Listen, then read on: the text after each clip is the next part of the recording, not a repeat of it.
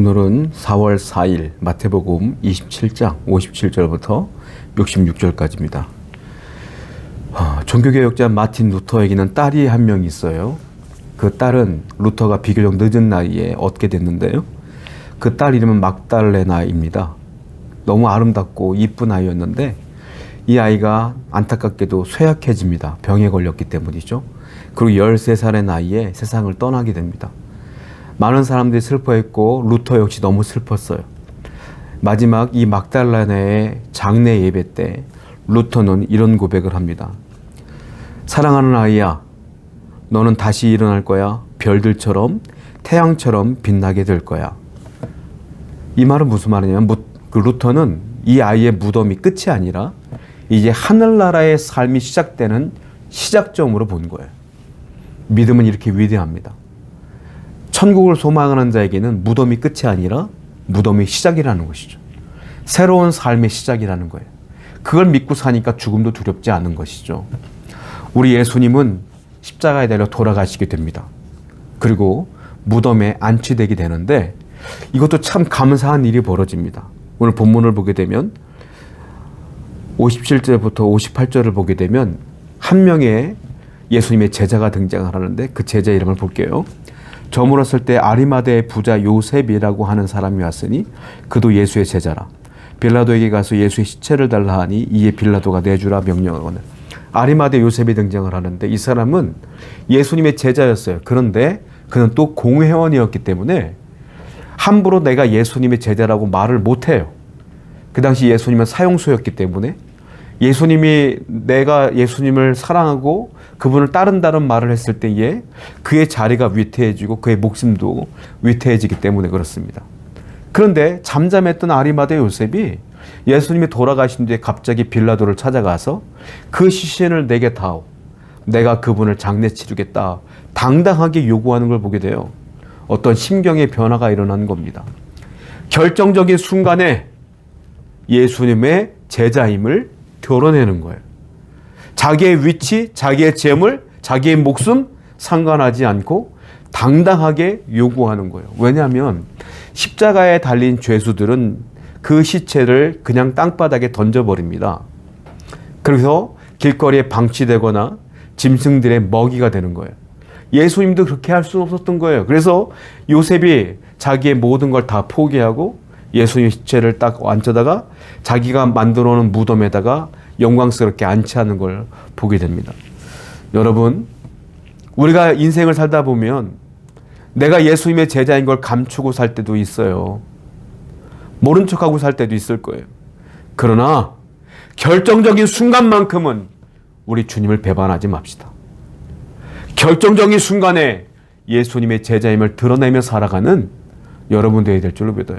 그러면 아리마다의 요셉을 통하여 하나님의 언약이 성취된 것처럼 우리의 그 신앙 고백을 통하여 하나님의 뜻이 이루어질 수 있기 때문에 그렇습니다. 항상 주님의 제자임을 자랑스럽게 드러내며 살아가는 여러분 되기를 축원드립니다. 63절 말씀 보겠습니다. 주여 저 속이던 자가 살아있을 때 말하되 내가 사흘 후에 다시 살아나리라 한 것을 우리가 기억하노니 그러므로 명령하여 그 무덤을 사흘까지 굳게 지키게 하소서. 그의 제자들이 와서 시체를 도둑질하여 가고 백성에게 말하되 그가 죽은 자 가운데서 살아났다 하면 후에 속임이 전보다 더 클까 하나이다 하니. 예수님이 돌아가셨습니다. 이제 대제사장과 서기관 장로들 바리새인들 그 사람들의 뜻대로 된 겁니다. 그러면 안심해야 되는데 그래도 불안해요. 왜냐하면 예수님이 늘 내가 죽은 뒤에 사흘 만에 부활할 것이다 라고 늘 얘기했기 때문에 진짜 부활하면 어떻게 하지? 라는 걱정이 있는 거예요. 여러분, 이걸 왜 걱정합니까? 예수님이 하나님의 아들이 아니라면서요. 그래서 죽였잖아요. 근데 왜 걱정하고 있죠? 그들도 반신반의 했던 것 같아요. 걱정스러운 거예요. 그래서 빌라도를 찾아갑니다. 그가 그렇게 얘기했으니까 혹시 부활하진 않을지라도 제자들이 그 시체를 훔쳐다가 예수님 부활했다라고 또 속일까 염려가 되니 그 무덤을 좀 막으시고 그리고 경비병을 세워서 사흘 동안만큼은 좀 철저하게 지켜주세요라고 부탁하는 것을 보게 됩니다. 그 재밌는 게 뭔지 아십니까? 그들이 부탁했던 이 사실 때문에, 이 사건 때문에 역설적으로 부활이 진짜인 것이 드러나요. 왜냐하면 그들 부탁으로 인해서 빌라도가 허락을 해서 로마 군정들이 그 무덤을 사흘 동안 하루 24시간 내내 지켰어요.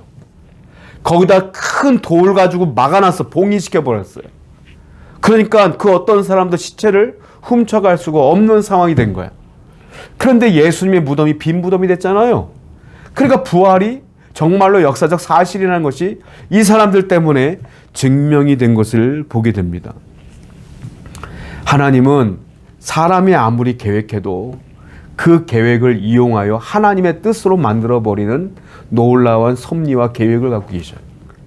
그리고 사람들이 아무리 봉인을 해도, 아무리 사람이 봉인을 해도 그 봉인을 통하여 하나님을 증명해내는 도구로 사용하시는 분이 하나님이시다. 결국 누구 뜻대로 되는 거예요? 인생은 하나님의 뜻대로 되는 거예요. 하나님이 도우면 이루어지는 것이고 하나님이 막으면 막히는 거예요. 여러분의 인생도 마찬가지예요. 하나님이 도와야 되는 것이고 하나님이 막으면 막히는 거 아니겠어요? 그러므로 여러분 어떻게 기도해야 되겠어요? 내가 머리 싸매어 계획하고 계획한 뒤에 마지막은 하나님께 맡기는 거예요. 주여, 내 머리는 이게 한계예요. 내 능력은 이게 한계예요. 하나님의 뜻이면 이루어지게 해주시고 이 뜻이 아니면 더 좋은 방법으로 하나님이 이루어주세요. 나중에는 맡겨야 되는 거예요. 그리고 하나님의 뜻을 기다리는 겁니다. 성도 여러분, 우리 인생은 하나님의 뜻대로 되는 거예요. 오늘도 그 예수님을 보면서 그 예수님을 통하여 구원의 완성을 이루시는 하나님을 바라보면서 하나님을 붙들며 살아가는 여러분들을 축원드립니다. 기도하겠어요. 하나님, 그 빈 무덤을 통하여 예수의 부활하심을 많은 사람이 깨달은 것처럼 우리 하나님께서 우리의 삶을 그렇게 하나님의 뜻대로 선한 방법으로 인도하시길 기대하며 살아갈 수 있도록 인도하여 주옵소서. 예수님의 이름으로 기도드렸습니다. 아멘.